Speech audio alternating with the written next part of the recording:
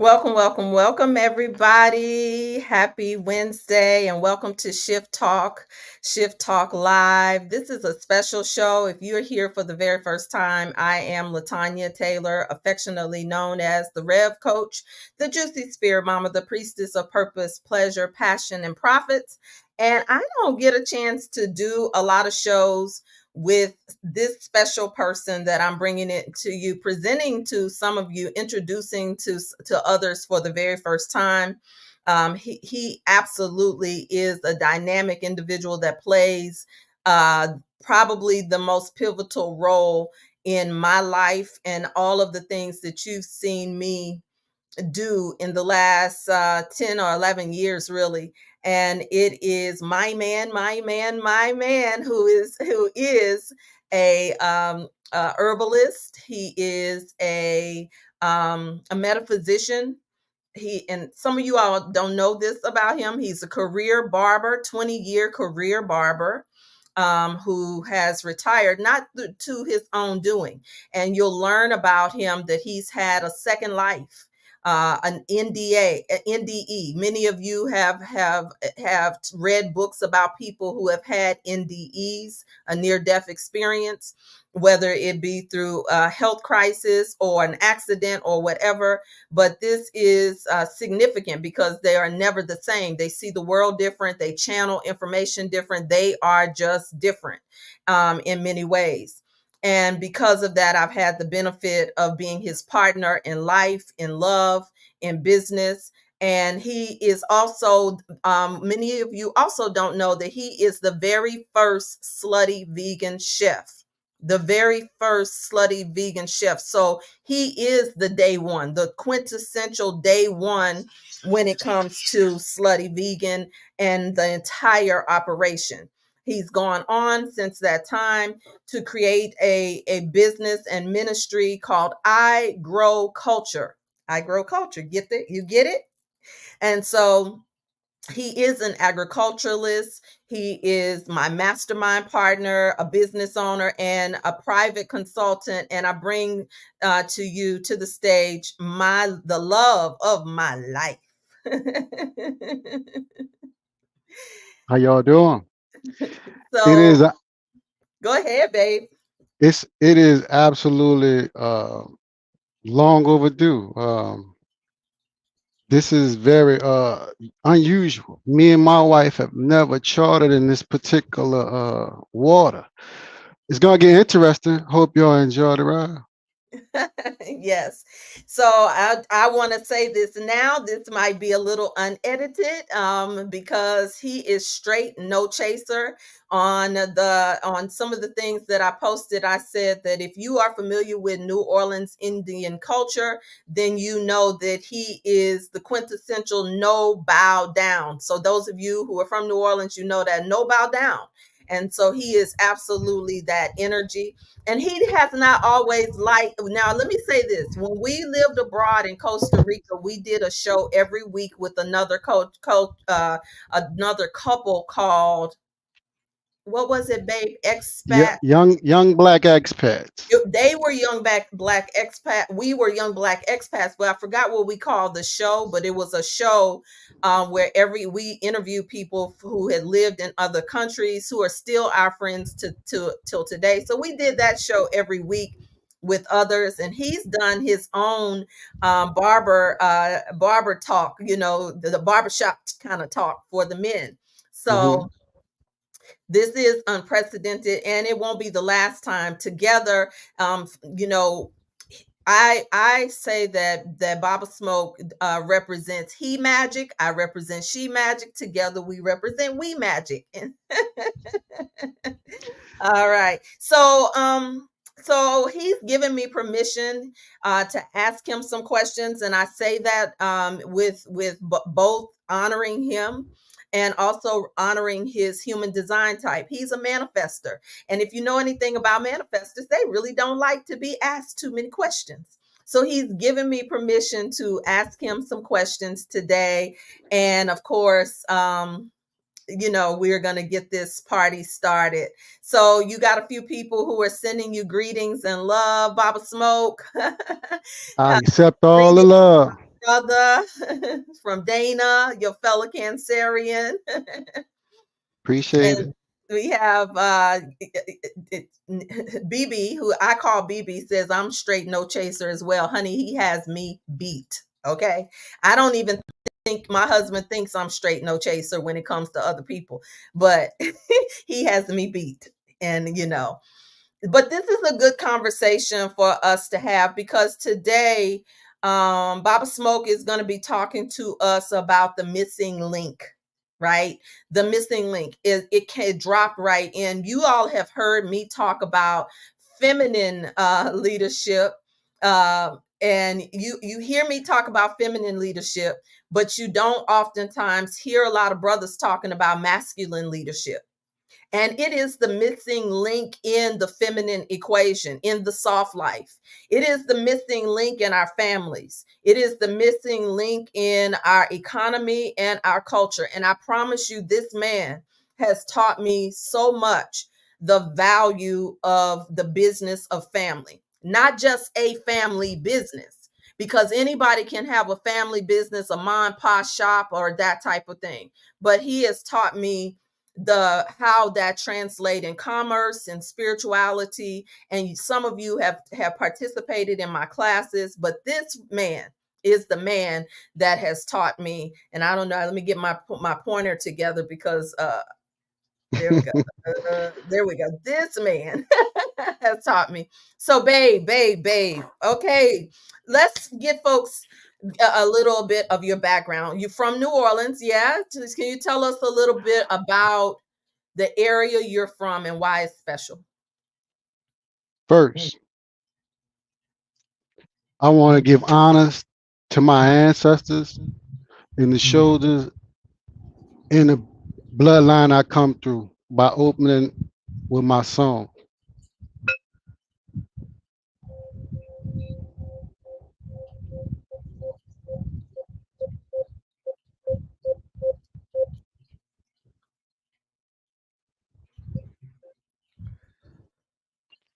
Now we got that out the way. I am from uptown New Orleans, known as the Black Pearl. Most of y'all might know it as Nigga Town, but that's not the community that I come from. I come from a community of entrepreneurs, both sides, mom and father. So it's a lot of principles that we are missing here inside of our family dynamics. And you learned them in the Black Pearl. Can you tell us a little bit more about the Black Pearl and what it means to New Orleans? Well, it means a whole lot because of the families that are there. All the families are not the same. So you learn certain things and elements about your own bloodline just based on your family walk. I don't have the same walk that your grandmother gave to you, right? So we are responsible for one another inside our family. So New Orleans Black Pearl is responsible for putting together the Freedmen's Bureau, building and owning their own homes, and the history has been, kind of like flipped on its head because everybody is not paying attention to why it was created, who created it, and who it was left for, right? So when we do our history, we'll find out that a lot of the things that are in New Orleans are completely ancient. So we can go deeper into the ancient part, or we could just, because New Orleans is the oldest city here in the country, right? There's so many things and elements that are missing from the homes that you get inside of New Orleans that I don't think that you would get anywhere else in the country. So that's what makes it different to me. You mentioned growing up with seeing entrepreneurship on both sides of your family. Um, Yes. what does that look like for those of us who've been taught to go to work? What does that look like for you growing up? Because you talk a lot about cooperative economics, and you talk a lot about just shared responsibility for one another. So what can you paint a picture of what that looks like? Okay. When we look at the Amish do not have, they are not suffering under the same circumstances we are. They learn that the collective is the strongest number by using the people in that group as an asset. We seem to throw people away when we get these titles. I got this, now I can throw you away. That's incorrect. These people are so important to navigation and where you need to be going, because it's going to allow you to take the path of least resistance, because somebody had already been through what you trying to go to. So that's how I see it. We should use each other as far as assets. We are assets and not liabilities. We've been looking at each other like liabilities. Family is not a liability. So that is where I see we can learn a lot from one another, because I don't know what my family member knows and what he's actually good in until we discover that, right? So that is a benefit for opening up conversations with an open mind, and to see that there's a benefit and not a liability. I can't hear you. You muted. Thank you. Okay, so one of the things that you saw in your family as entrepreneurs is barbers and beauticians, Business owners. and you went on to become a barber yourself. Who motivated you to become a barber? Oh, my grandmother for sure, because I was her quintessential product that she would take to work, and show me off to all the ladies in the beauty shop. If y'all know anything about Dryad Street in New Orleans, it was a community where blacks were thriving. They owned businesses both sides of the streets. So to grow up in that community, seeing that just changed how I supposed to participate in life. So I don't see things through the same lens that some of my brothers and sisters have taken as far as the education, right? Oh, okay. Say more about that. Well, I've been authenticated by my grandmother, right? Which means I have her recipes inside of my bloodline, right? So which means I don't need not go to any school to access what actually belongs to me as far as ancestral birthright, right? So that's what I mean by exactly that. Our traditions is oral, Okay. right? So if our traditions is oral and my grandmother passed on things to me by speaking these things into my life, they should manifest, because this is the person who authenticated me, right? Not a university, right? So Wow. If you all can relate to, you had a grandmother, a praying grandmother, you had a grandmother that raised you, had, come on now, don't leave him out here by himself. Okay, so you go on and you become a barber. Um and people always affectionately all the way in Costa Rica call you an OG. So that means that you got a little street in you. Yeah. You want to talk? oh, How did that happen? You came from such a solid family, but you know, just as a brother in New Orleans, how was that? Did the streets play a role in raising you, influencing you? uh, my community played a role in influencing me. My great grandmother would tell me when I leave out the house, you represent us all, so don't make us look bad. And I still walk with that to this day. So no matter what was going on in the neighborhoods, I could not allow the glorification of the violence, the drug use. That wasn't not tolerated as far as something that we gonna glorify in our house, right? There were right and wrongs. There were principles there. You actually got your ass whipped for Mm-hmm. doing things that was not. So a part of that being masculine is giving you direction straightforward.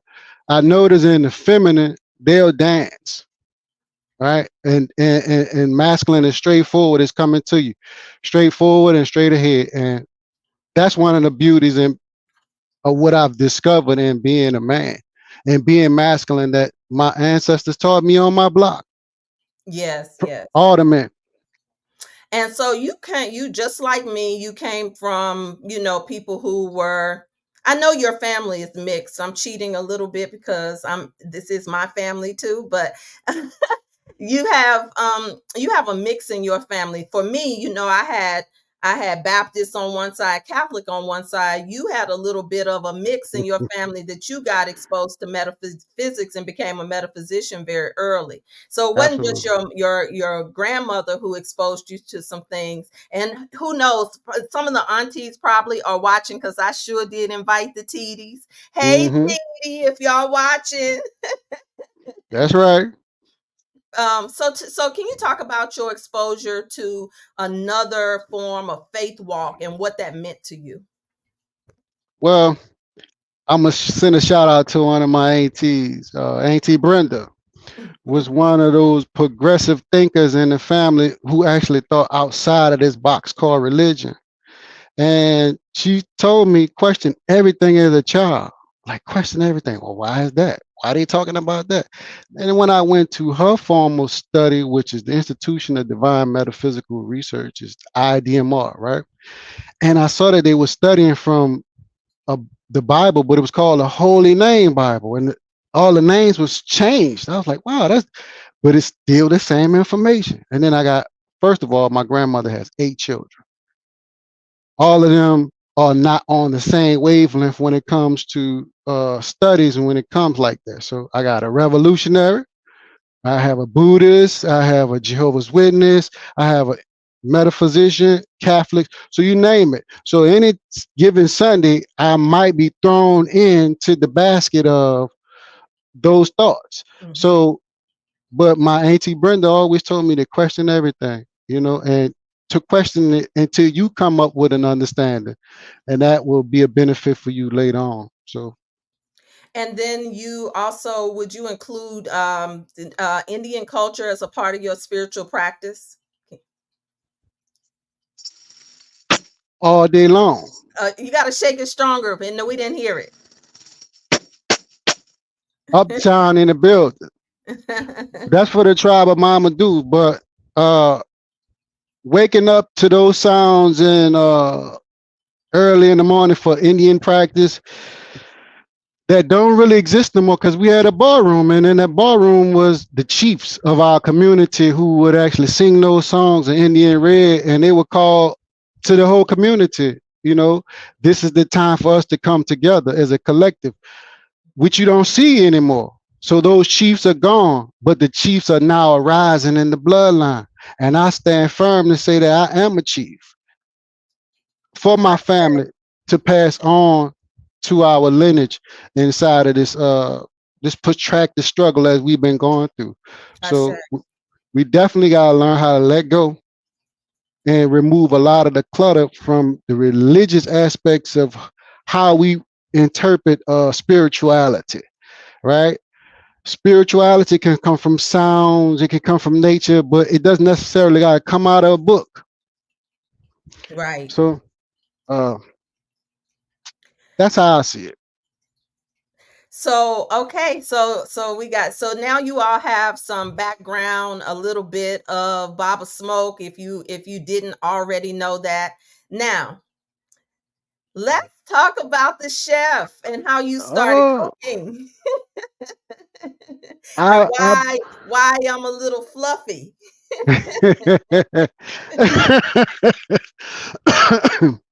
well, a lot of this stuff got to do with having a super large family. When we would have cookouts, and you was always assigned something, and you enjoy whatever that was you was assigned to, because it was a lot of y'all was cooking for. So you learn how to cook in large portions for large group, not to make the food too salty, not to make it too spicy. You have a lot of responsibilities because food is alchemy, right? You got to follow these recipes. So a lot of things that I did and do in the kitchen, I learned from my family because they were chefs, a long line of chefs, and they fed the community well. So a lot of the things that I am doing are just based off of memory. I'm not, I don't have to go learn something. All I'm doing is pulling off the memories. Mm, wow. I have a lot of working in the background and culture of the New Orleans hospitality industry. I worked at Emeralds. I've worked at the Inn on Bourbon. I've worked at so many of those restaurants and in New Orleans while growing up. You know, it just gave me the other option to see that damn, they're not cooking nothing different than what we cooking inside. And then when I found out that the people from New Orleans was the only people that can authenticate New Orleans food. You Yeah. can't just write that down and say, "Oh, it's a New Orleans restaurant." Come on. Right. Right. And then there's so many different flavors in between the ward. If you really bowed it from New Orleans, you know the difference between a uptown gumbo and a downtown gumbo, a West Bank gumbo. And Lord, those of you from the country who be putting corn and butter beans, y'all just got a nice little stew, not no doggone gumbo. You got Okay. some yumbo. Yumbo. So, so there's so much we could talk about when it comes to New Orleans and being a culture keeper. But let's build off of you being a chef, the first chef of Slutty Vegan. Oh wow. Yeah. So a lot of people don't know this about you, that you were the first chef of Slutty Vegan, that you were a tremendous resource, influence, and partner for Pinky Cole in your work in Slutty Vegan. Um, so how did that happen? Mm. Okay. 2018, you and I, we're returning to the country and we're moving to Atlanta. You starting a new project. And on that project, you ask me, you tell me, oh, my god brother has something that he wants to talk to you about. And I'm like, okay, cool. I talked to him. He's like, man, I got this vegan thing going on over here and it's not working. He's like, man, I know your background in cooking and whatnot. Could you come over here and help us? So I get over there and look at and see what they got going on. And lo and behold, they got blue buns, green buns, all kinds of craziness. And I'm like, this not gonna work. So I said, well, let's sit down and discover what will work. I say we going on the vegetarian path or we going on junk food vegan. So we started with the vegetarian path. That wasn't gonna do. Then we ended into the junk food vegan. And it went to the fact of she showed me what she could do. And she said, show me what you can do. And I showed her what I can do. And what I did was I didn't invent it. I just changed everything that was there so it could work. And she said, if it works, we will become so rich. And in the process of doing that, I shared my recipes. I shared all of these different things because it was a startup.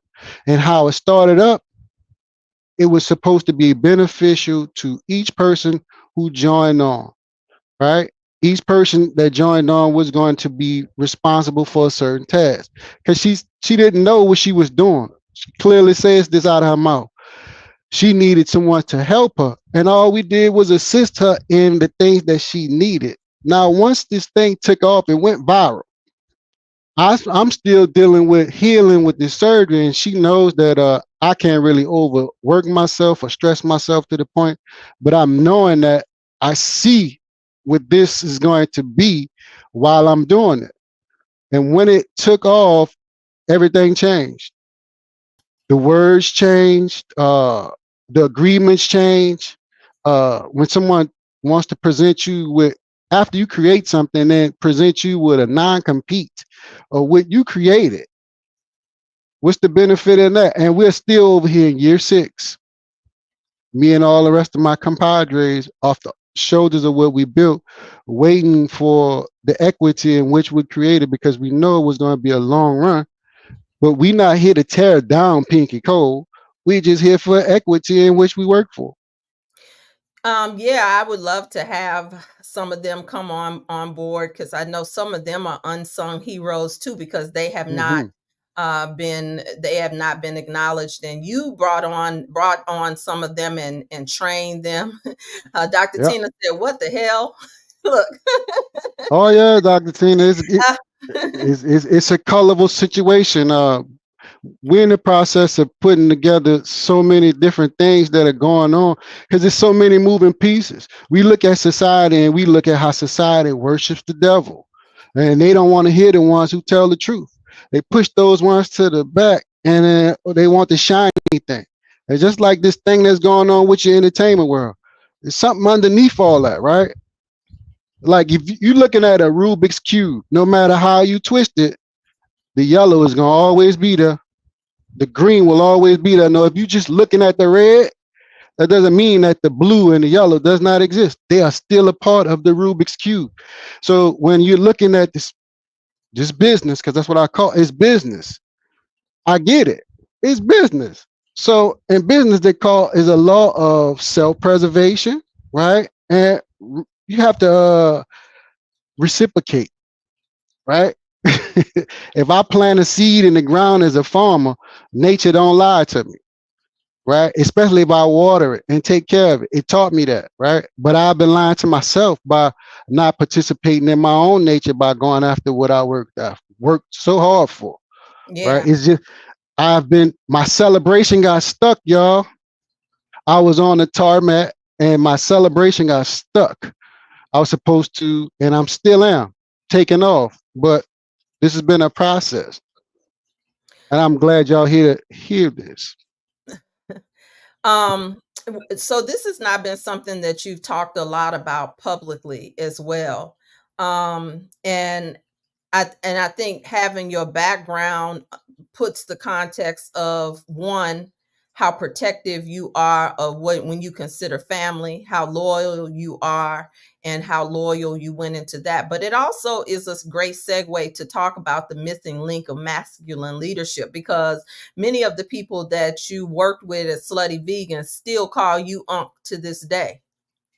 So can you talk about just from that experience, and do you think you could ever work with a woman-led organization again? Absolutely. Okay, why? Tell us why. Absolutely. You know why? I know who I am. I share And you do. I know who I am and I know what I bring to the table. Some things is just fly by night, but I'm the main recipe. I am your main ingredient. I came to put this thing together the same way I come to take it apart. I don't have an emotion behind it, right? I had an emotion behind it. Now I take my emotion back because I gave that thing life, right? And that has been the thing that has hold my magic back because of how I allowed myself to participate. You know how it feels to make 500 burgers in one day, one carotid artery sweating to the black dye in your hand from the gloves, right? So you have a different set of skill set. You know what's going to work, you know it's not going to work. And at the end of the day, we looking for success and not fame because this is a legacy. Period. Well, You have I'm glad you mentioned that. So there's two things that you mentioned that we kind of skipped over in terms of the chronological experience of who mhm. Baba Smoke is and that type of thing. But we'll get back to that. You all keep hearing him say he has one carotid artery. Let's book pin that and bookmark that, and I want to translate that as well. One carotid artery means one jugular vein. When I met my husband, he was in recovery. Now, some of you sisters would not date somebody who was in recovery, much less go into a full blown marriage or relationship with them.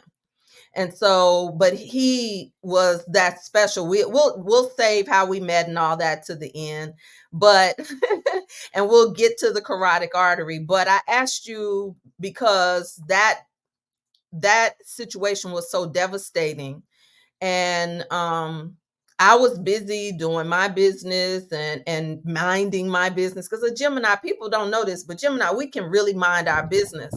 And so when it came to that, you were my business, and we always are talking about feminine leadership. And one thing you've taught me is that business is masculine. So when we Absolutely. talk about feminine leadership and business, what is it that you think that women need to know in terms of how we handle ourselves when it comes to these businesses? I think women should understand and take into consideration that they should not mirror men Ooh, in business ooh, because they're outside of the scope of the realm of where their magic lies. Their magic lies in being soft. But when you start screaming and hollering at a man, what part of the business are you trying to get to? How you trying to? He's not going to understand that because that's not logic and reason. Why are we screaming? If we talking about business, you talking about feelings. See, mm, okay. these two different things. Because if I tell you take a left and you tell me I don't feel like it, well, now we got to go back an hour because of your feelings. You see, Wow. but You that's know, just when how you it is. said that to me of a couple years ago, it hit me really hard. I don't know if y'all really got what he just said, because so many of us are wanting to be entrepreneurs. And so many people are feeling like they are less than. But there is a population of women, particularly young millennial millionaires, who do not know any other way. They are running businesses. And so when we talk about the missing link, I wanted you to shape that conversation from who you are to what you experience, because, and I don't want to get too personal, you tell me where you want to go with this. Somebody could easily look at you, even in your own family, and say, oh, he didn't grow up with a father. But you always say, there were so many men in my community. Can you talk about that from the missing link? And we'll get to how that shows up with the yelling, the feelings, and all of that type of thing when it comes to business, and how you were a casualty of that. But the father is the missing link. Absolutely, the father is the missing link. Um, just growing up on my block, there were fathers in all of the homes. So when I come outside, I'll look down the street, and my uncle was in the house. My family was on the whole block. Let's say that it's teachers and they're professionals. And when they coming out, I don't hear one man screaming and hollering. Hmm. He's not screaming and hollering. He's going to handle business. And when he come back home, he's still not screaming. I've never heard any of the men scream or holler to communicate their point. Now, if they had to talk to you like a man, it wasn't around women because the same thing that takes place in the barbershop. Remember, this is the sanctuary for men, and where we are groomed to understand our attributes and what we're supposed to bring to our families. We can't bring just feelings to our family. We have to bring substance, right? And if that substance is always leading you back to your feelings, then what did you bring? Hmm. Okay. So do you think that this whole thing, what do you think when daddy is not there? Because you met your father at what, 11, 12? 11. And so were you missing? Was that a missing link for you? If so, how? I believe it was a missing identity when I couldn't identify who I saw in the mirror, right? Everybody had, my cousins, they had an opportunity to see who they saw in the mirror and see themselves. I had to look in the mirror and fantasize about what my father looked like. Wow. You understand? So when I understood, my uncle told me, I am your father. I'm your dad. So I had several daddies and several fathers, even though that physical one from my own self didn't show up until I was 11. By then I was well groomed by not just my community, but the streets as well. So yeah, you And grow up fast in New Orleans, so a very lot of fast. times when we talk about the missing link, right? We Hmm. often focus so much on the dad that's not there. But you're saying that in terms of that the missing link shows up when women cannot accept masculine leadership as well. Is that what I'm hearing too? Absolutely. That's exactly what I'm saying. Because someone has to say no. Someone has to say no, and it has no feeling involved. This is going to be the right decision for the entire group, not just for one person, right? So the father is left with that responsibility to be able to say no. Mama can say yeah, but when it's storming outside in the hurricane, daddy out there. He got to repair all of that stuff. It's certain things in the element. If as a man, he will never ask his wife to do. Why? Because she's out of her element, right? I'm not being sexist here, but I'm just showing that there is a difference. And when you play yourself when you're trying to participate in the other role. The other role from the feminine aspect is to say it a certain type of way, and she can move mountains. Mm, If she speak life into that man can move mountains literally, because he needs that. It's the same way of him demonstrating. Y'all reciprocating energy. mm-hmm, He gives you something, you give him something, and he mm-hmm, keep going. So it's never no. Let's say the big I, little U's. It's mm-hmm. you perfect in what you are in, and I'm perfect in what I am in. And when we meet together, we make a divine intervention. So when you worked at Slutty Vegan, for instance, because that's it, you in let's just compare a little bit. So in the barbershop, you said that's the man sanctuary. Hmm. When I, in the nation, and I don't know, maybe it was also growing up in my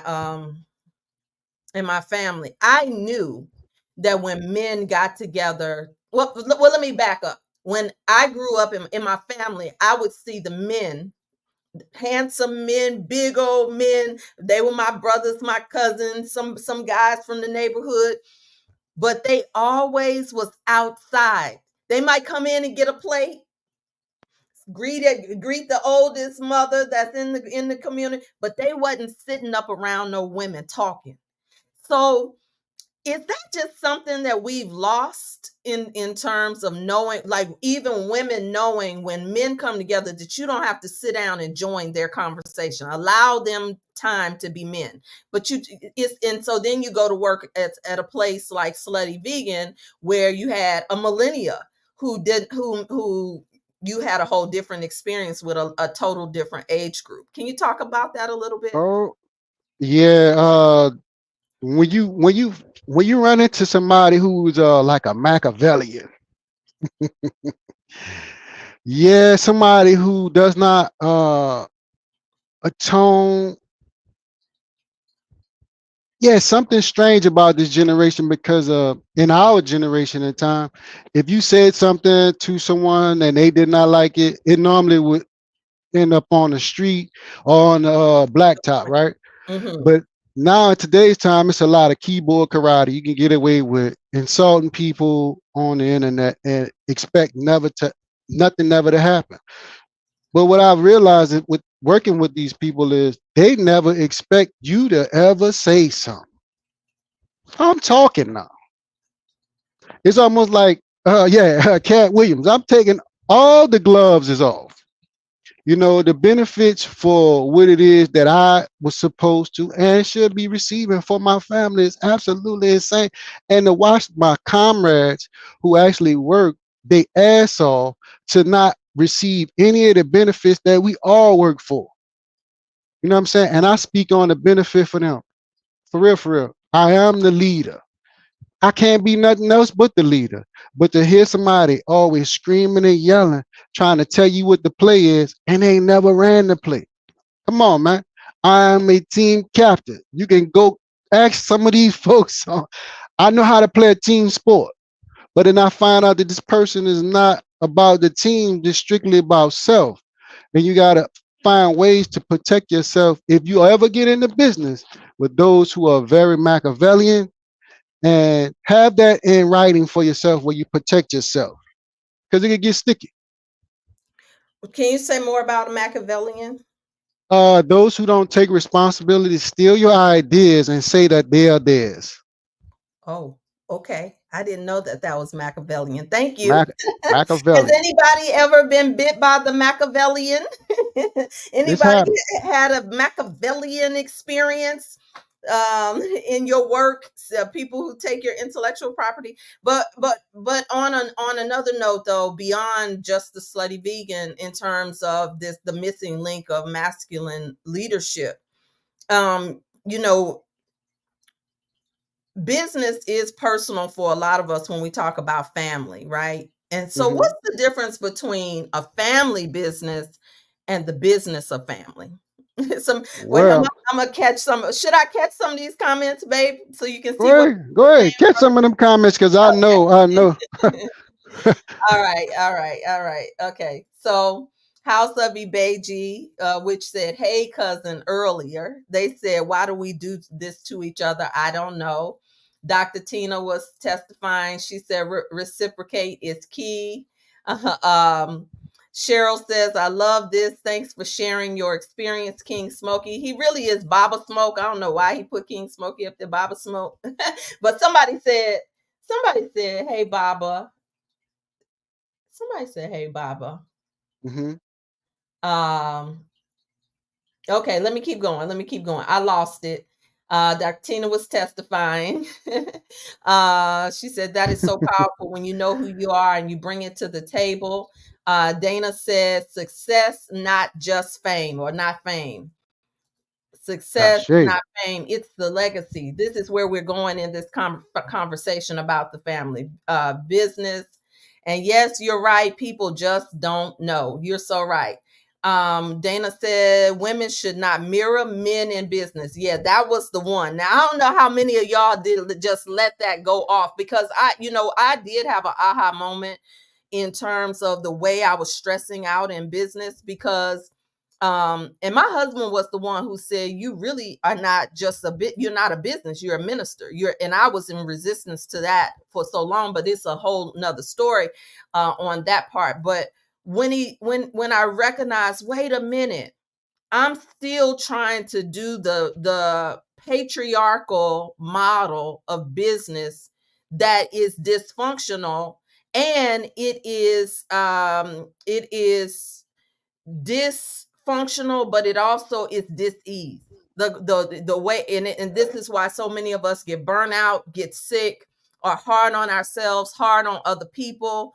And so it's not that women aren't good business women, but there is a marketplace woman model that many of us don't know that archetype because we haven't had family members in business.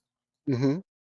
And Cheryl said, "This is why some women miss the blessings of the presence of a masculine light worker, identifying men by their circumstances." Ooh, that's deep, Cheryl. You got to say a little bit more about that. That's deep. Mm. That's a mouthful. This is a mouthful, girl. Yes. um, she said, "I experienced living in North Carolina like that with my grandparents. Real men don't scream and holler, they point." Yes, Lord. Oh, this is hilarious. Okay. All right. My grandfather said the same to me when I asked my mom about my dad. He said, "I'm your daddy." Okay, now, girl, you talking good up in here. Chantel said, "When you're in business with your mate, things can be more difficult when you have not healed as a woman." Oh, yeah. Okay. Absolutely. Absolutely. What do Because you hear in that comment, babe? the little girl is going to show up and think that she has the ability to run business, but then business can't run off of feelings. See, when people say they want business, they're going to grind, grind, grind. A well-oiled business does not grind. It just run. Ooh. It just run. And it's not a black or white thing. So when we put ourselves in these boxes by saying black owned business, just do good business. Mm. That's it. That's all. I mean, and that's a principle that we've all lost. Just do good business because you're in the business to make money, not uh, this social media stuff got us all jacked up because we looking for the dopamine response in a sale. Because think about it, Snickers is just a product inside of a package. and it just selling Snickers over and over. I have no feeling. You know what I'm saying? They're looking for an emotional attachment to a sale when that don't have nothing to do with success. All you gotta do is wash, rinse, repeat. That's what I was sharing with Miss Cole about success. Success does not require for you to be famous. All of us are not here to be famous, just to be successful. That's Mm, it. mm, mm. But then when you take off the rose colored glasses and see how many people have been violated just by some one person seeking for success, how they destroy everything behind them. I can pretty much bet that we can sit back and say, okay, let's do an interview with those who have been affected. It's going to be a litany of people who have been affected in the negative by what you're talking about. That feminine aspect of thinking that they're supposed to mirror men in business. You never seen Bill Gates screaming unless you're talking to the creative department about what he's creating, right?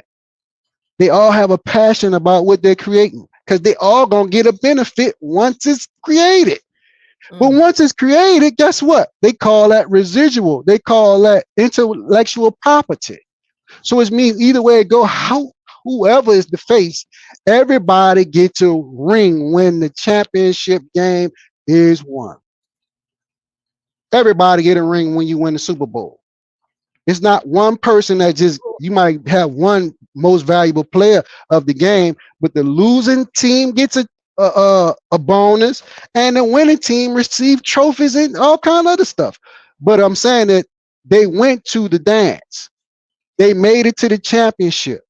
They all are supposed to receive something inside of going to the championship game. Ashe.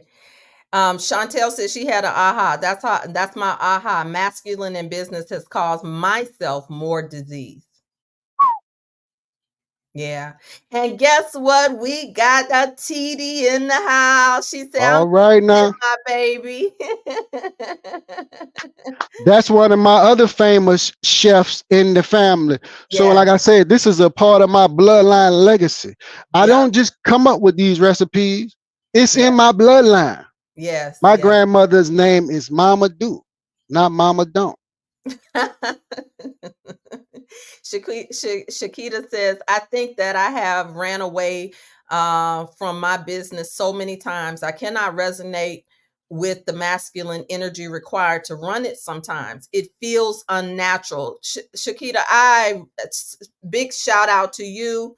I do find that the more I tap into my most authentic and organic self, and it's not always easy, Smokey helps me, is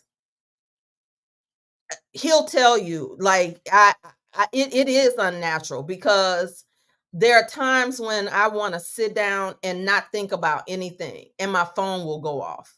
I will, and I need to do something. So I'm constantly on my phone and I'm working from the moment I wake up in the morning, roll over sometimes until at night.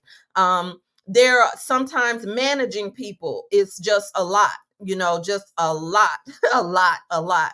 And so there'll be times when I want to rest or go to sleep, just and will plan for it in my day, because I think I run a pretty feminine business, but there are times when I see that there are things that just don't align with me as I grow and evolve, and my husband will be like, turn the phone off, or sometimes he'll say, go put it in another room, or he'll see me thinking and call it out, right? So thank you for that transparency, because this is a very hard thing for a lot of women to admit when they're in survival mode or It is. resentful about not having their father there, a father there. But let's go deeper into a little bit, not just the business aspect of things in terms of the masculine leadership principle Mm-hmm.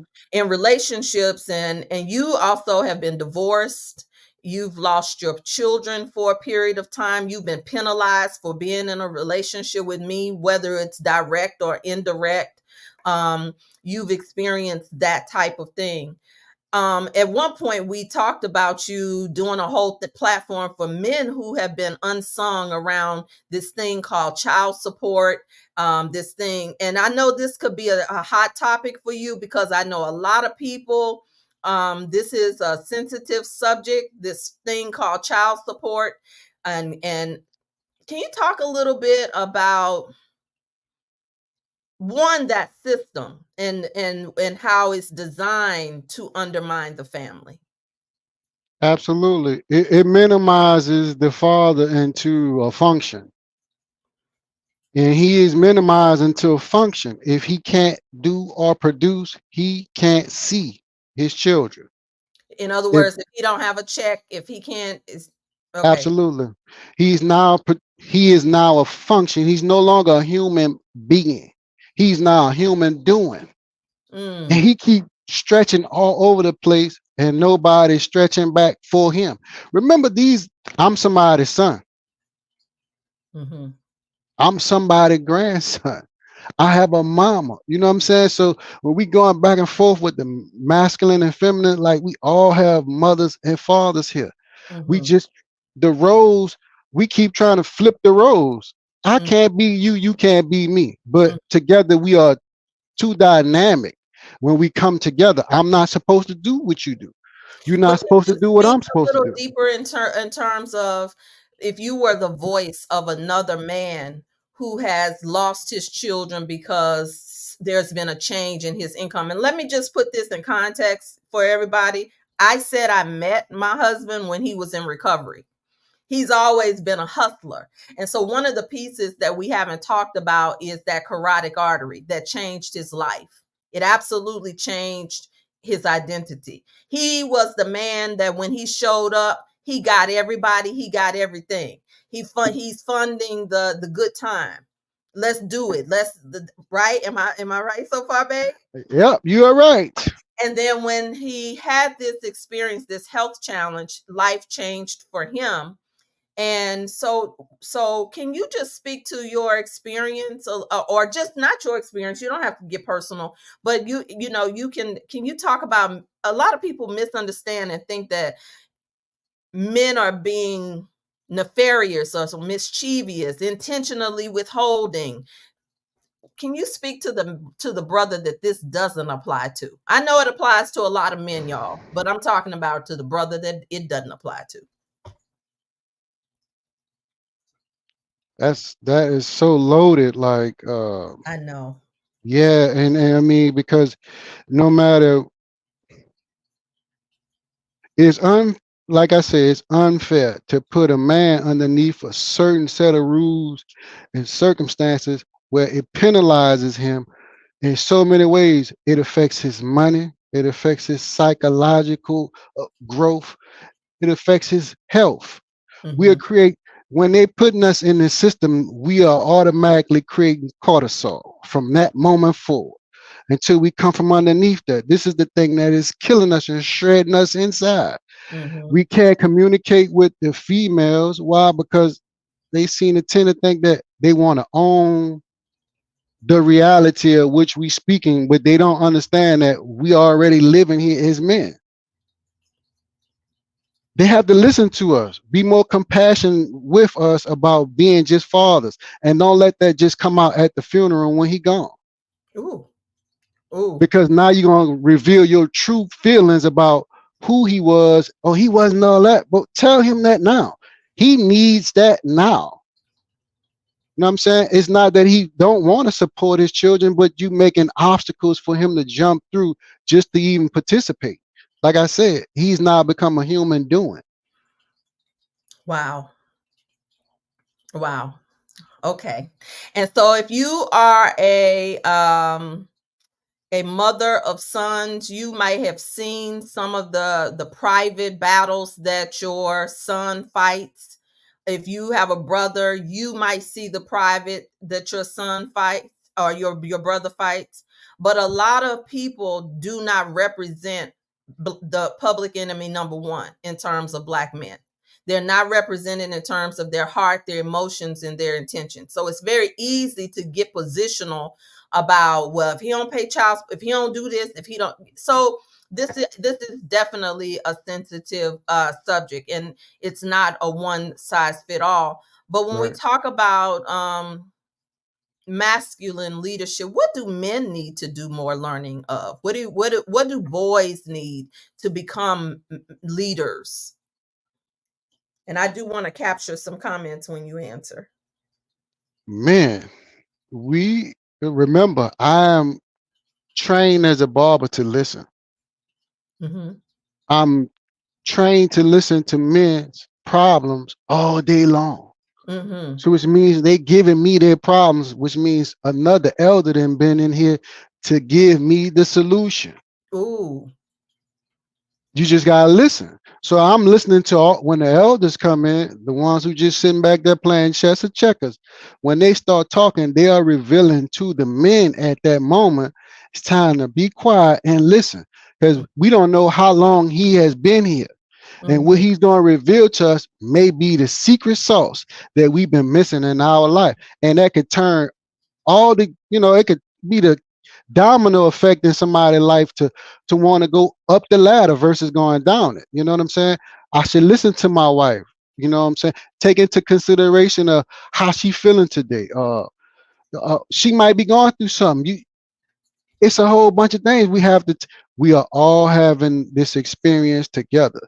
No one is greater than the next, so we got to take more time to be more compassionate with one another as men in today's time, because we can easily find ourselves stressed out by just trying to make money. Come on, man. If we just trying to make money, how could that be stressful? If you're just trying to make money, just make money. How is that stressful? When you put your feelings involved, when you want it to look a certain way, when you want the outcome to look just like it's picture perfect, but wash, rinse, repeat is making money. But what if a woman is raising her boys alone? No, the man isn't there, or even in your case where there was a period where you weren't in the house with your sons. What would have been a great way for a mother to work with the father who's not necessarily that she's not in a relationship with anymore? What's a good way? Communication. Communication is everything, and to be realistic inside of the communication. And when you having those type of conversations, because it's gonna be hard, right? And you can't be unrealistic with the conversation, like mine, mine, mine, mine, mine. It's a we thing. It was a we thing before we decided to go left or right, but it's still a we thing. What make you think I want you to lose because I'm going this way? Mm-hmm. You know what I'm saying? So, like I said, take into consideration that these people are still our loved ones at the end of the day. Mm-hmm. Our name is still written in some type of permanent ink with their name on it. Mm-hmm. So that's business. I can't go back and look at that in my feelings. I have to go back and assess that like a businessman. What will be the best decision that's going to help my progeny, not just now, but for future years to come? Mm. That's Wow. business. That's business. That's family business. Wow, Cheryl says, "Wow, forgive me wherever I've done that in my life." I feel you, Cheryl. Even if the timing wasn't great, but in terms of me catching it, it's still time. It's right on time. Dr. Mhm. Tina says some women play games with men when they know better. All for the money. Some women play games with men when they know better. All for the money. She True. knew he was a great dad until she got mad, and then it changed the game for him. Okay. And then I want to go back a little bit to this whole conversation of feminine and masculine leadership. Tammy, who is a Grammy award winning artist, says, Mhm. "I've learned being in the music industry that I no longer resonate with the masculine side of running a company, because it doesn't feel right. I will never be a man, nor do I desire to be one. The music industry will make you be so hard to protect yourself. Truth be told, all of these businesses can make us rather hard. and we can talk about that in a workshop later or something. And so there's some tools for that, but all of these businesses can make us rather hard. Tammy goes on to say, but after learning about my north node, I learned I can flow in my feminine and allow things to come to me. I treat my staff like humans, like the humans they are. I lead with integrity and with compassion. Awesome. um yeah. That is awesome. Everybody, that this is about perspective, Mm-hmm. right? Sometimes if I tell you to look at something and you looking at, like, I want you to see the stars, but I gave you a microscope. It's gonna be kind of Yeah. hard for you to see the stars.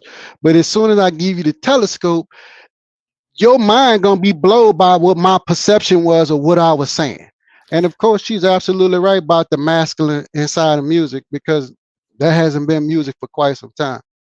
Well, you know what? The other thing is when it comes to it's easy to say what we'll do when we don't have the presence of a masculine in our life.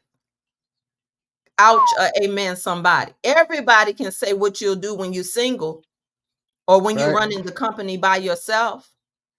But what happens when the masculine shows up? We oftentimes, y'all, we have a problem with it. I'm not gonna lie to you and say that it's been easy for him to give me feedback and me hear it the first time. I'm not going to lie to you and say that it has not been easy for me to follow what he tells me to that I should be doing for my business, because in my mind I'm like, well, you're not a coach, you don't know, and this and that, or whatever the case may be.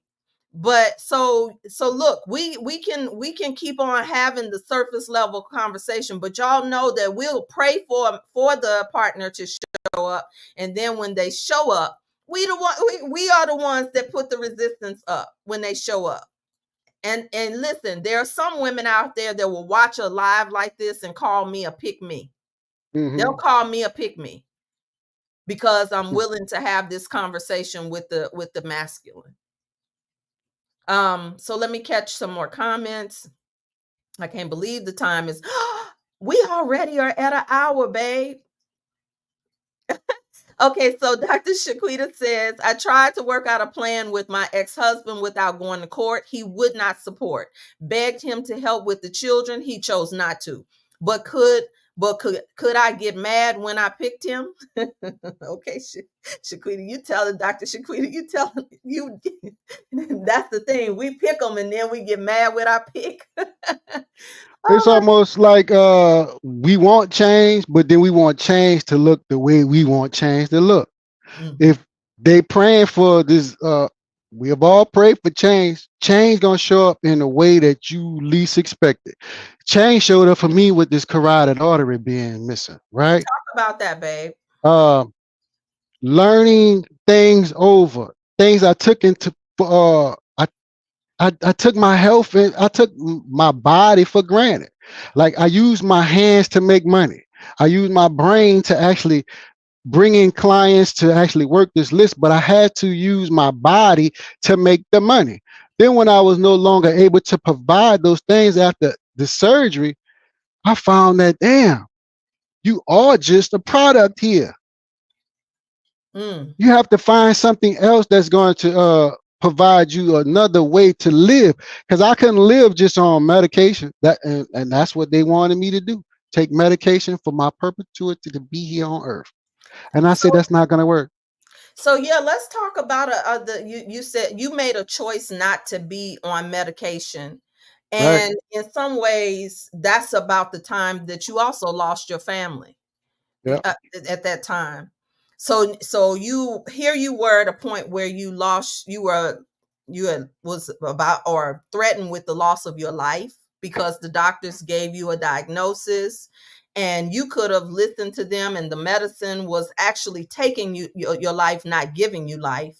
And you made Absolutely. this celestial decision, this spiritual decision. F this. I'm not doing this. What woke up inside of you when you took your health into your own hands and you didn't necessarily have the support from a lot of people? Family didn't know what you were going through. Your wife at the time didn't fully know what you were going through. Your children were young. Man, like That was a very interesting time in my life, and as I look at my awakening, it happened. It was very vivid to me. Like I couldn't drink directly out of the cup, so I was drinking out of a black Mardi Gras cup. First time drinking water. I was drinking out of a straw, and I looked into the cup and I saw my reflection for the first time, and I choked like I know I was spitting up everywhere. But that was my wake up call to know I've been drinking water like that my entire life, and I never seen myself. That was my first time meeting myself, the real spiritual me in the cup of water. And within that water, it revealed to me that if you don't change, ain't nothing gonna change. Wow. And The then water spoke. you it's that when you became a more of an herbalist, when you actually start studying the herbs with Dr. Sabi? Yeah, I studied the herb. I've been studying herbs for well over 20 years, just seeing the benefits of what cannabis does for the actual body and in the healing process. So me already knowing certain things about certain plants, let's say, Mm-hmm. it opened up my mind to go and see the plants because it's a plant kingdom, and I couldn't just stay stuck in one particular arena of plants when it's a kingdom, and I should just see what the variety offers. I found out that all the medication that's in pharmaceuticals come from and derive from a plant.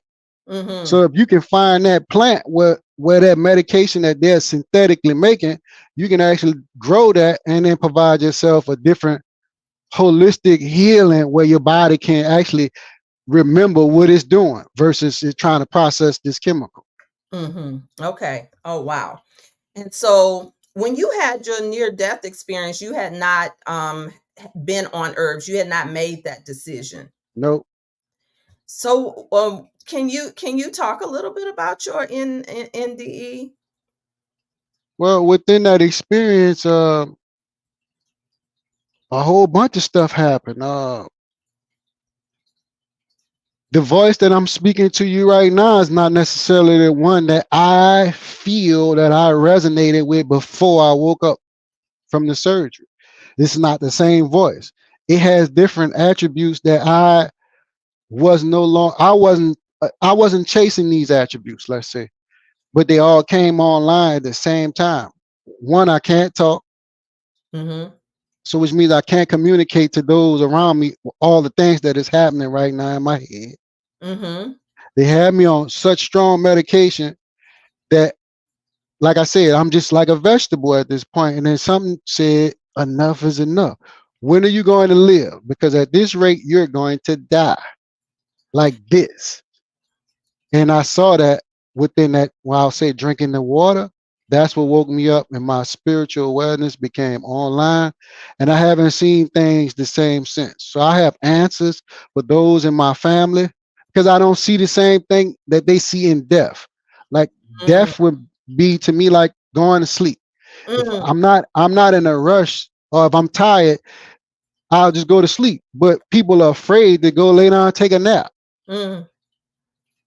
The body need to repair. How does the body repair? With rest.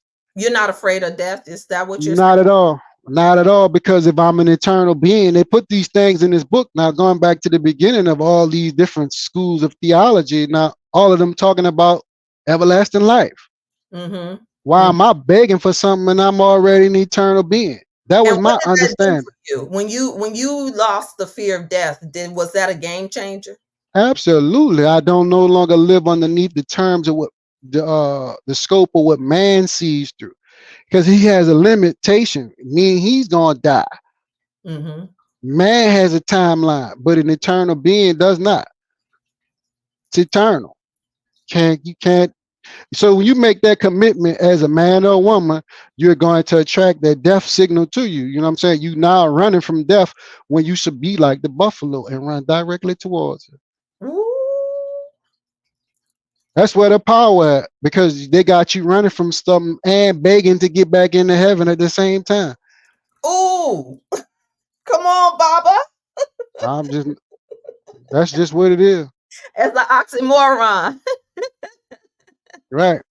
It is an oxymoron, but you had a whole and honestly, I'm probably we're rushing through it a little bit. His story, he really had a graphic experience when it comes to the near death experience, where he had a whole experience with a nurse that Oh nobody. yeah. Oh my. We could talk about that on the next episode. But this is just the beginning of so many things because again, in 11 years, I'm a very private person, right? Yeah, And it's yeah, so many things that I have going on in my head that I will never discuss, right, with the yeah, public.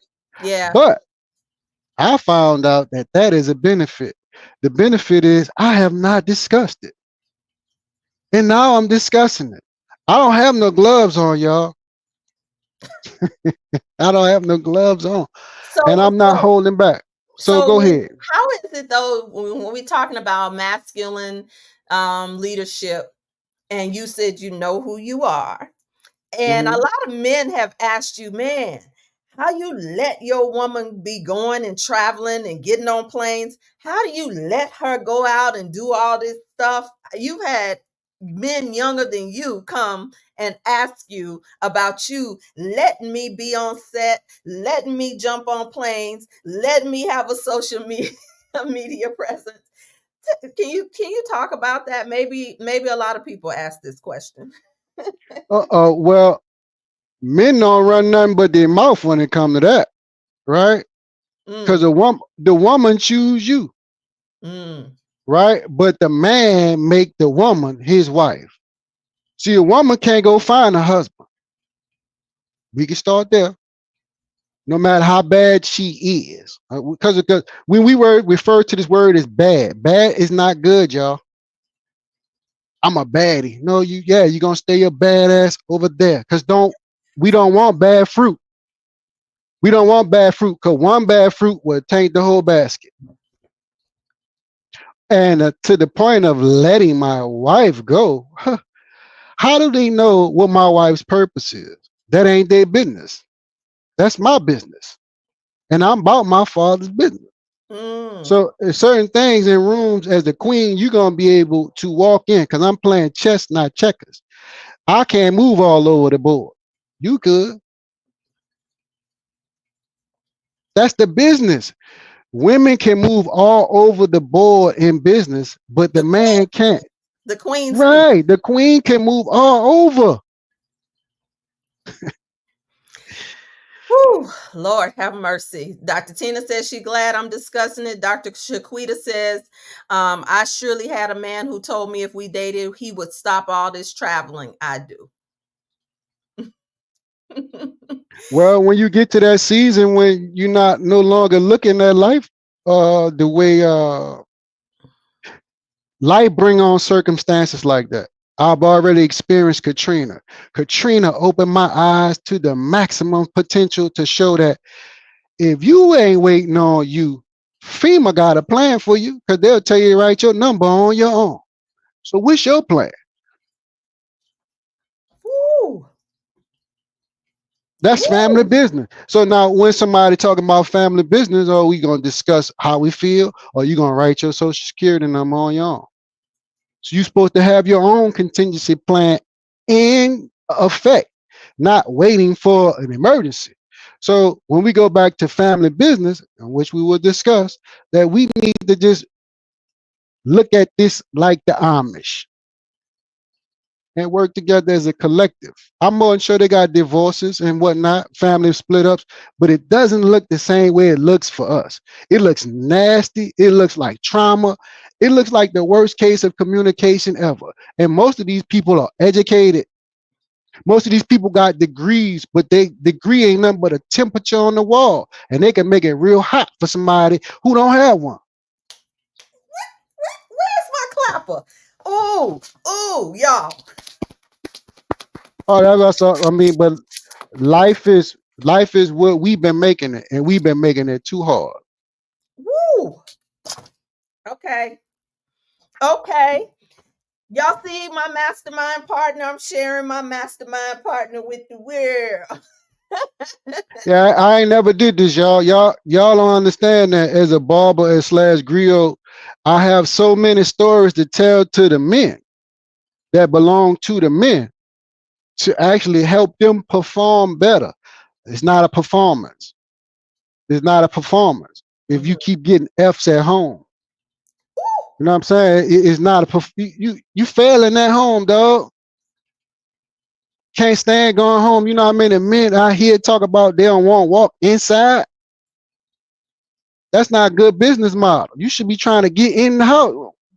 They want to spend time on games, watching games, playing for a team that ain't never sent them shit. They don't have a signal to the game. They don't have a jersey or a check. But yet still, we won't keep playing entertainment. It's time to get into the business of us again. And I don't see the Amish clapping for the Saints. I don't see the Amish, but they sustain themselves. An emergency has hit, but you don't see them talking about we need this because they prepared. They know how to store water. They know how to grow food. They know how to can goods. If what are we doing? We waiting. If we waiting for the dramatization, because it's almost like we addicted to the dramatization versus being addicted to the solution. So somebody gonna have to tell the truth. That's the shit gonna set us free. Facts.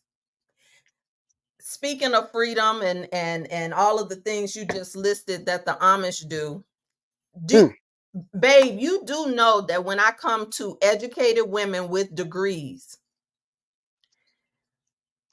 I could come, and if I were to put out something about uh attract a man in 30 days, I would I would clear I would clear the enrollment. I would probably have to shut it down. mm-hmm, But let's just say when I did the business of family, that had the least amount of enrollment. It is mm-hmm, absolutely foreign to us, the business of family, not creating a family business.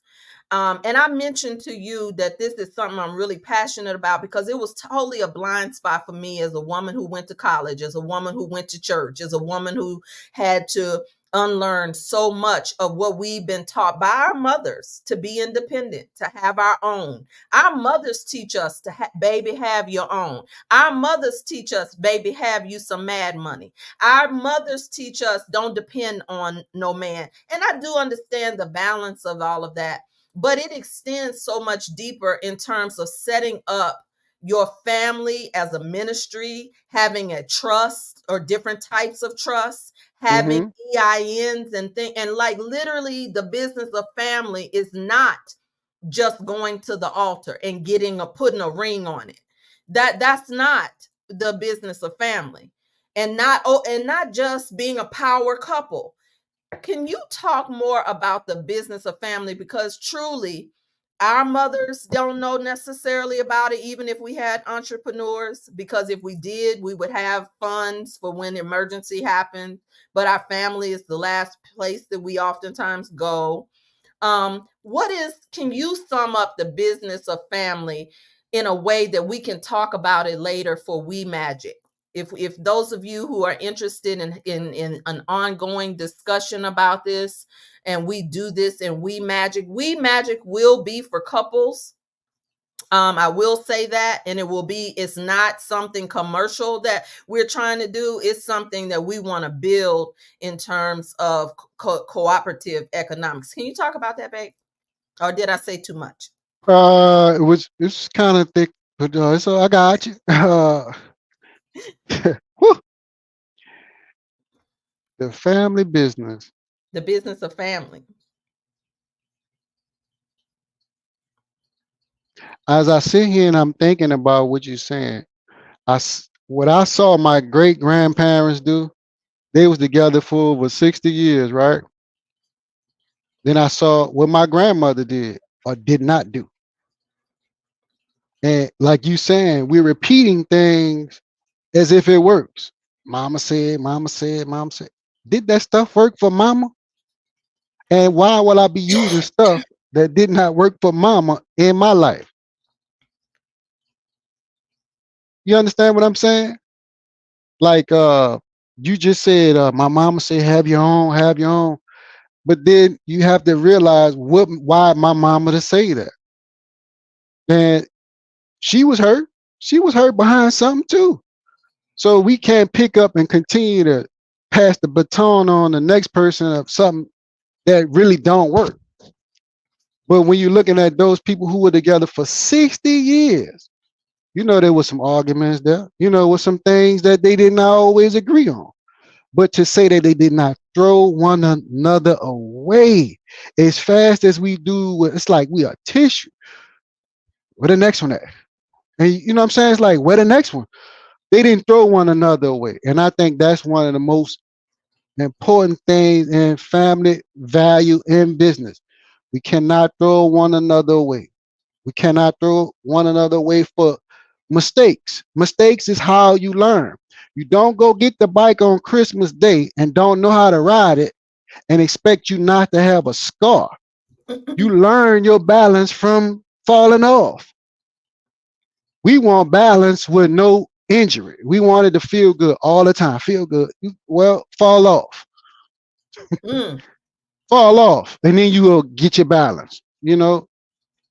Well, Cheryl says, unfortunately, Rev Coach, it's foreign. My family had businesses, barbers and beauticians. They did not teach us about business. They encouraged us to get an education. And with the education, how's that working? Let's go back 100 years, y'all.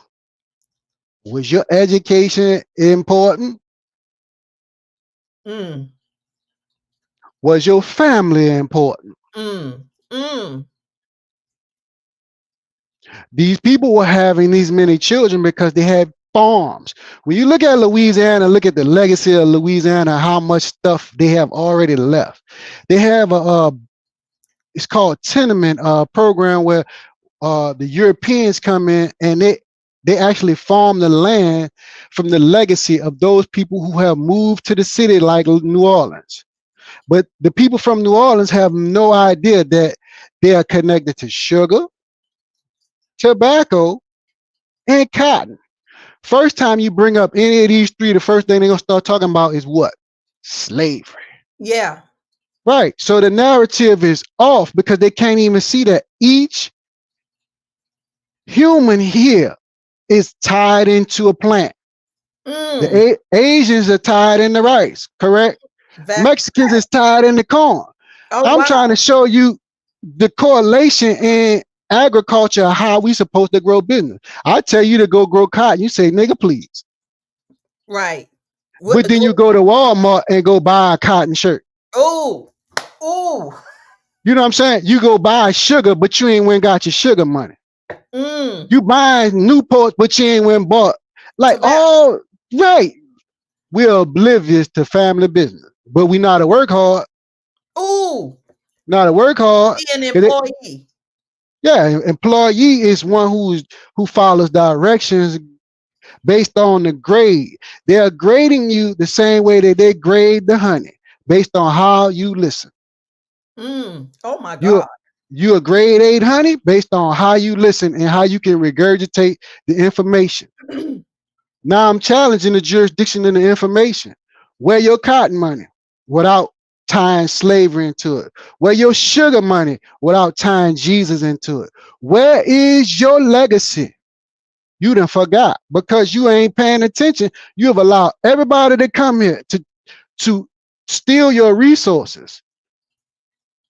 You got, Alabama has more oil in Saudi Arabia. No, I didn't. What's up with all the pyramids here? Who, like the old blood, the oldest type? Come on, and it's not in Africa. So one day they're gonna learn. One day they're gonna learn, and the great aha moment gonna come when they ready. Everybody alarm clock not gonna go off at the same time. Wow. Woo! I just want to come and kiss you. He's showing his product that he created on Slutty Vegan. That was something that he created that's now being sold in a grocery store near you. But You Just all showing got this. any questions for Come on. Baba Smoke? Any questions? We clearly have gone over a little bit, but it was just too good to just stop.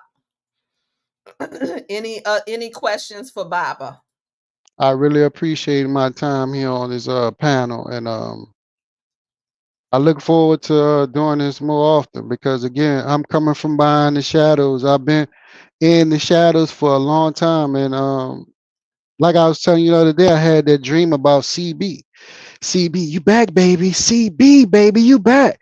That was Count Basie. Count Basie was a band orchestrator, right? Who conducted a bunch of entities and to make great music. I'm no different. Cheryl says I could have saved some time and money. Education taught me how to be around different people from different socioeconomic groups. They taught that education was going to bring us better opportunities, and that's coming from an educator, because educators don't always want to admit that type of thing as well. And Ashe. Dr. Tina is pointing out the pyramids in New Orleans. They just had a pyramids rise out of the water in New Orleans. How many of you all know about that? And if you are interested in a We Magic session where we get together and we do some real masterminding as couples around securing land, around getting our business foundations in order, creating trust, and other things that we need to do in terms. Some of you want to have a family compound, but how are Hmm. we going to have family compounds if you and your cousin not speaking?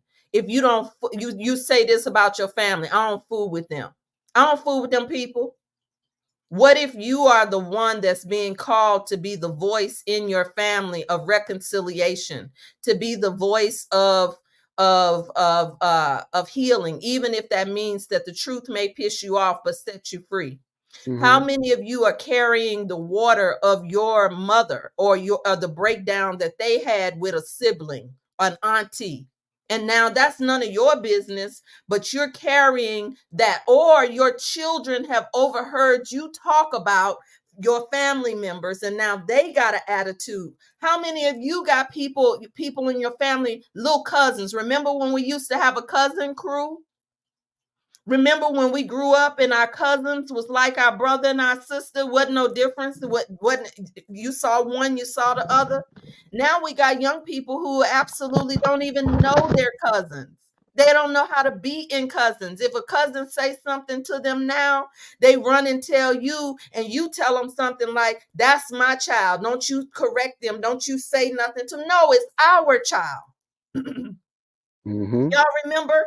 Cheryl says, I remember. But if you want to create more We Magic, then we Dr. Tina said I could have kept all my money and time for that PhD. Schneidine says that she says, I'm interested in We Magic. Baby, you are already in She Magic, so you are automatically qualified to access We Magic. We're getting ready to do rites of passage, y'all, and I couldn't do all of this without Baba. Y'all, Baba be working with me, holding me down. Wait, Dr. Tina said, wait, couples only? Yes. She said, my husband is looking for me. Do that count? Yes, that counts. Yeah. Absolutely. We want to set you up too, Dr. Tina. We low key. I really do be trying to play Cupid for a lot of y'all. Y'all don't even know that. My husband be looking at me like I have two heads when I try to hook people up. But I do it. I'm a good Cupid. Okay. She tried, y'all. She tried. Well, no questions came in for Baba. And I just want to tell you, first of all, I want to tell you publicly, thank you. Thank you for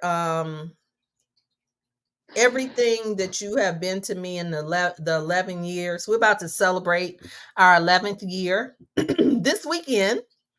And your girl will be facilitating the rites of passage. I'll be working. I didn't even realize it when I scheduled it. But I do want to tell you that you have been my medicine man. You have fathered me. I know that in many ways, my daddy, um,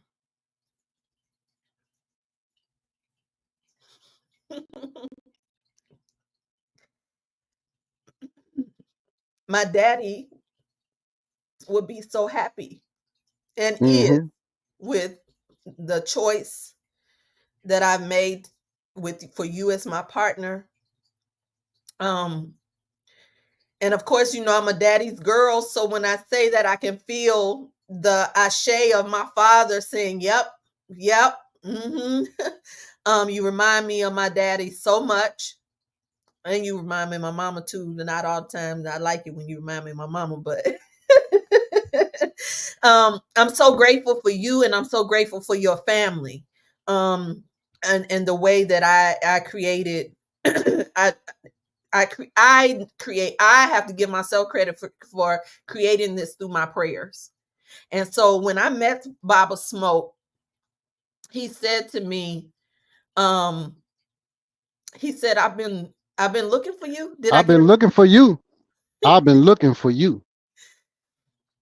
And when we were talking, there was some things that he said when we met. I had no intention. I wasn't trying to flirt with him. I thought it was cute, of course. Um, I had no intentions of no agenda. But when he opened his mouth, he said some things that I knew that he had been doing his healing work. And I knew that he was the one that I had been praying for.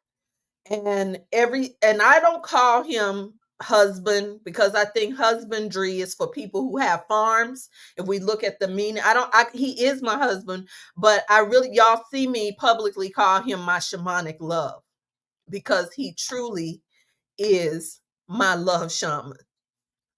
And I know it's not always easy seeing me see my heart broke from people. He sees behind the scenes of when people don't pay me when they don't show up. He see me when I'm going all out for somebody else who wouldn't do the same for me. So he truly, y'all don't even know how much he really is my go-to. And I love you. I thank you for being my mastermind partner. I thank you for your patience and being forgiving when I'm hard-headed and that I finally get it as the Gemini that sometimes I gotta hear things 2-3 times. So I just want to publicly just say that to you. Because I'm so grateful for you in my life. I receive, I receive, I receive, I receive. Okay, now your turn. No, I'm just kidding. I'm just kidding. Abracadabra. Babe. I'm just kidding. Listen, so we got spiritual Dr. Afi in here. He says both of you are blessed and highly favored. Asheo. Thank you for I all say, of this. brother. I feel convicted. Thank you. She said it's Janelle. I wouldn't have known that it was you. Um, This is magic. Yashe, it is. Mm-hmm. Um, Happy anniversary. Thank you. We accept that. Oh, Dr. Tina said my daddy's so proud. Oh, Yes, I'm, Lord. I'm a daddy's girl through and through. This was his ascension month. It's October always opens with his ascension, um, our anniversary, and my Ocha birthday. October is loaded for me, honey. Somebody else. TD said at some point you have to decide to change the cycle. You better say that, TD. I love me some AT Sylvia, baby. Y'all, I want to go. And she got that fire Military dressing. Y'all don't Uh, even know about that. she got that fire pound cake. Everything she do fire. Everything. In fact, I could just go to New Orleans for Thanksgiving just to be with TD. Okay. Don't get mad, TD Brenda, or anybody else that see that when they Yeah, see please don't, please don't, please don't. Don't take no offense. it.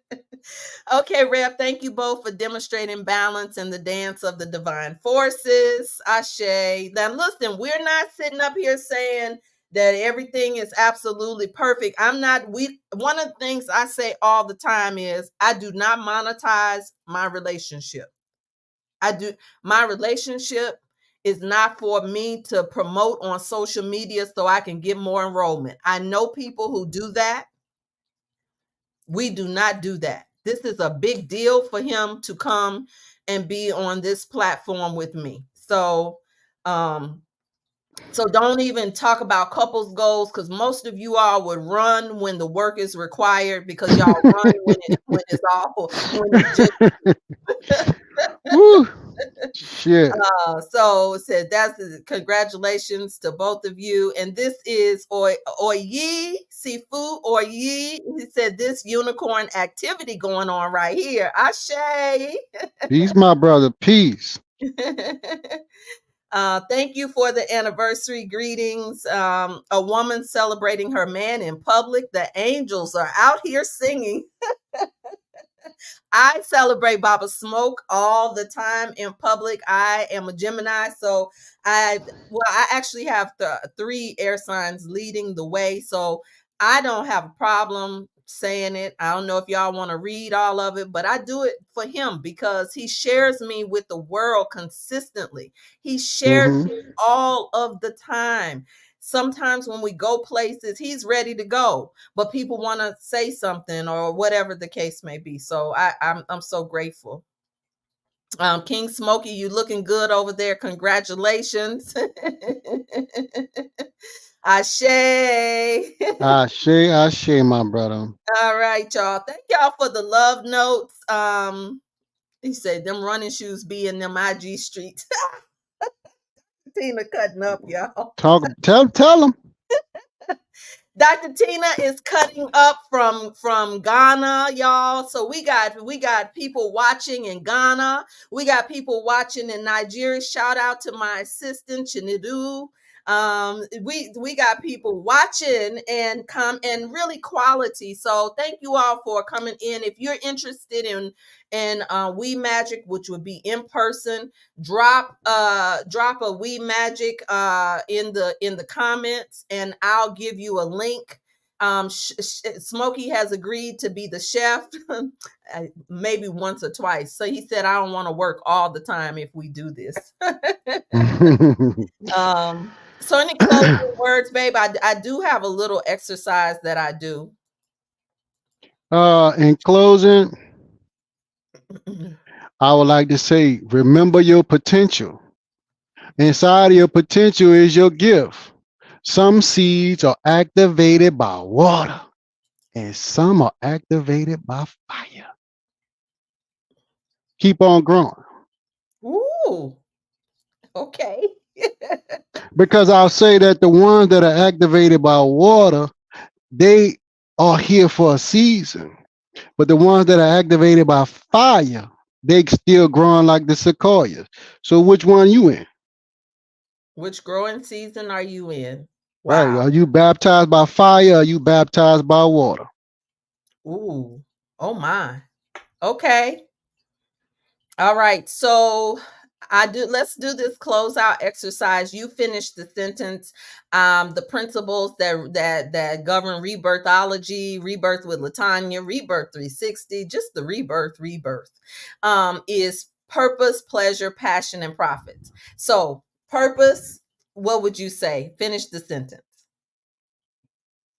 Purpose, Oh, pleasure. just the purpose. I'm gonna break it down for you. Just purpose. One P What's at a the time. The power okay? of the P. One P at a time. Position. Okay, purpose is position. Okay. All right. And pleasure. I think I know what he's gonna say, y'all. Pleasure. Finish that sentence. Pleasure is not perfection. Ooh, you threw me for a loop, Baba. I just knew you was gonna say ain't nothing good unless you play with it. Mm-mm. That's for the next show. Okay. All right. Passion Do what you love. and profits.